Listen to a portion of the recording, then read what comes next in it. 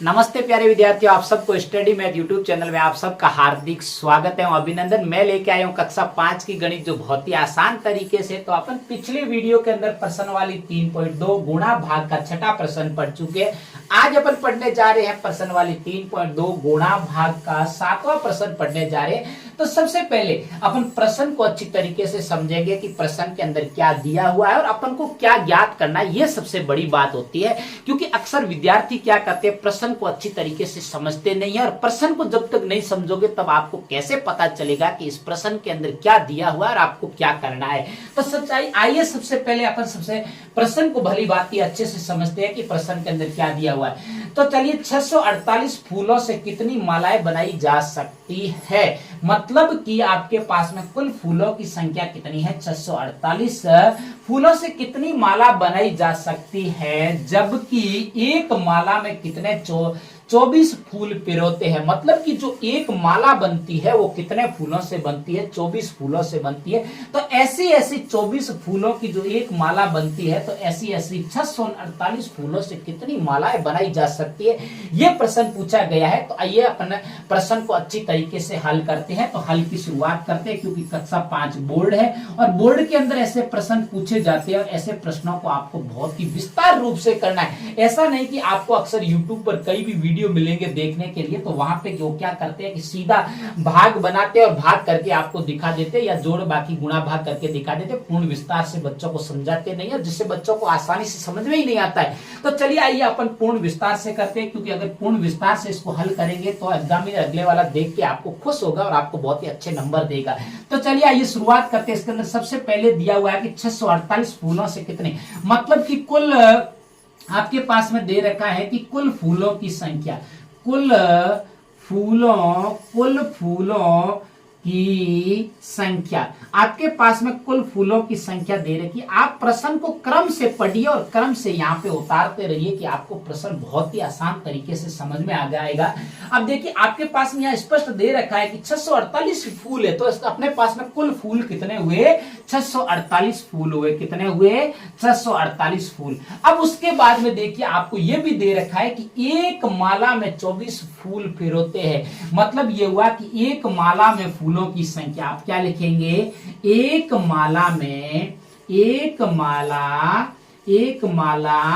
में फूलों की संख्या क्या है, फूलों की संख्या। तो एक माला में फूलों की संख्या कितनी है, तो कितनी दे रखी है आपको, यहाँ पे देखो स्पष्ट रूप से लिखा हुआ है। आप जब ये समझना शुरू कर दे कि प्रश्न के अंदर क्या क्या दिया हुआ है और यहाँ क्या क्या उतारना है, उस दिन आप गणित के अंदर बहुत ही होशियार बन जाओगे, आपको बहुत ही गणित आसान लगने लग जाएगी। तो 24 फूल पिरोते हैं, तो यहाँ लिखेंगे कि एक जो माला है, उस माला के अंदर जो फूलों की संख्या है वो कितनी है, 24 है। अब देखिए, आपको क्या पूछा है, तो बताओ कि ऐसी कितनी मालाएं बनाई जा सकती है। तो बताओ कि क्या लिखना है, तो बताओ कि ऐसी कितनी मालाएं बनाई जा सकती, कितनी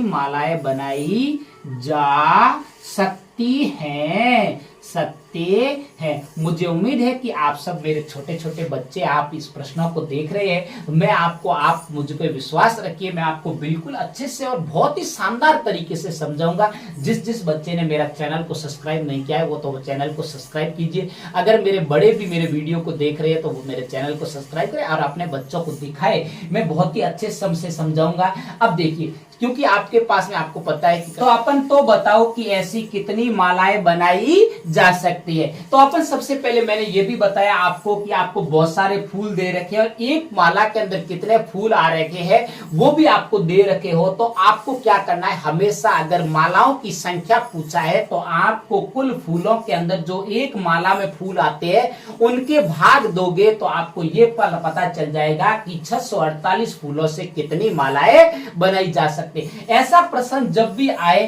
तो आपको हमेशा भाग करना है। क्या करना है? भाग करना है। तो चलिए आइए अपन भाग की शुरुआत करते हैं। बहुत ही अच्छे तरीके से भाग करेंगे। तो भाग का सबसे पहले अपने क्या बनाया? चिन्ह बनाया। अब देखिए आपको बीच में मध्य में कौन सी संख्या रखनी है। तो मध्य में हमेशा चाहे कुल व्यक्तियों की संख्या दे रखी हो, चाहे फूलों की संख्या दे रखी हो, चाहे कुल रुपए दे रखे हो, वो हमेशा मध्य के अंदर आएगा। तो यहाँ पे कुल फूलों की संख्या कितनी दे रखी है? 648 दे रखी है। कितनी दे रखी है? 648 दे रखी है। और उसके बाद में आपको भाग किसका देना है? तो भाजक के अंदर संख्या कौन सी रखनी है? तो भाजक के अंदर वही संख्या रखनी है जो एक माला के अंदर बात की जाए कि कितने फूल आते हैं, तो उन फूलों की संख्या का अपन को भाग देना है। तो 24 एक माला में फूल आते हैं, तो आपको 24 का भाग यहाँ पे देना है।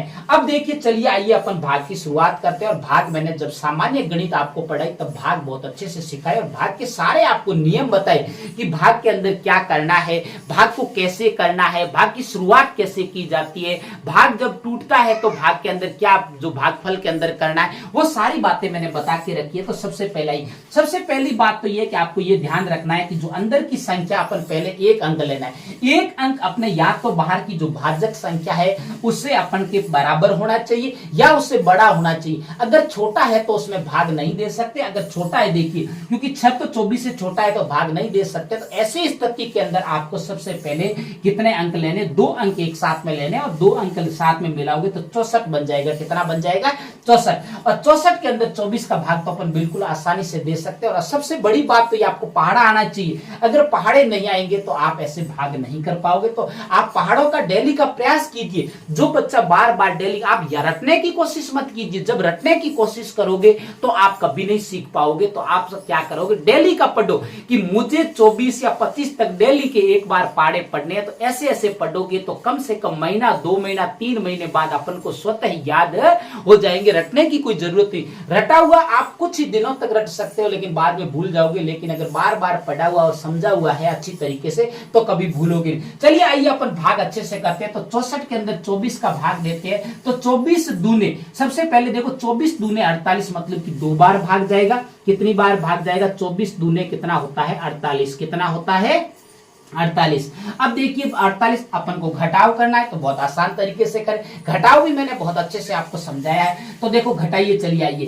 4 में से तो 8 घटा नहीं सकते तो पड़ोसी से गुदार लेंगे। पड़ोसी से गुदार लेंगे तो यहाँ पे 14 हो जाएंगे। और 14 में से 8 गए, पीछे कितने बचे? 6 बचे। कितने बचे? 6 बचे। और उसके बाद में देखिए आपके पास में यहाँ 5 थे और 5 में से 4 गए, पीछे कितना बचा? 1 बचा। कितना बचा? 1 बचा। उसके बाद में देखिए आपको क्या करना है। यहाँ देखो 16 में तो 24 का भाग जाता नहीं है तो यहाँ शेष एक संख्या पड़ी है, एक अंक है, तो इस अंक को यहाँ पे उतारिए तो यहाँ पे कितना हो गया? 168। कितना हो गया? 168। अब देखो 168 में तो 24 का भाग दे सकते हैं और 168 में 24 का भाग तो पूरा पूरा जा रहा है। देखो 24 साते कितना होता है? 168। कितना होता है? 7 बार भाग गया तो 7 यहाँ लिखिए और 24 साते कितना होता है? 168। कितना होता है? 168। और 168 में से 168 गया, पीछे क्या बचा? 0। चलिए आइए अपन को यहाँ पे समझ, जो भागफल में संख्या आई है वो अपने मालाओं की संख्या आ गई है। क्या आ गई है? मालाओं की संख्या। कि 648 जो फूल है उनसे जो 24 फूलों की एक माला से 648 फूलों से कितनी मालाएं बनाई जा सकती है? 27 मालाएं बनाई जा सकती है। अभी भी पूरा नहीं हुआ है। आपको बोर्ड के अंदर अच्छे मार्क्स प्राप्त करने हैं तो आपको अतः की लाइन भी लिखना जरूरी। अतः की लाइन लिखना सीखिए। तो अपन चलिए आइए अतः की लाइन लिखते हैं। अतः कितने? 648 फूलों से, अतः 648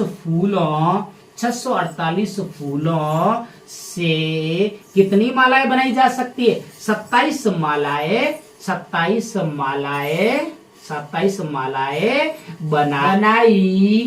बनाई जा सकते हैं। तो ये हो गया अपना पूरा जो अपने पास में जो 7वां प्रश्न है वो आज कंप्लीट हो गया है। तो मुझे उम्मीद है कि आपको अच्छे से ये प्रश्न समझ में आया। आप भी ऐसे ऐसे बहुत सारा प्रयास करना बहुत बार, और प्रयास करने के बाद में बिना देख के भी प्रयास करते रहना, तब जाके अच्छे से प्रश्न समझ में। आप ये मत सोचो कि मैंने एक बार प्रश्न को देखा है और समझ में आ जाएगा, कभी नहीं आएगा मेरे प्यारे विद्यार्थियों।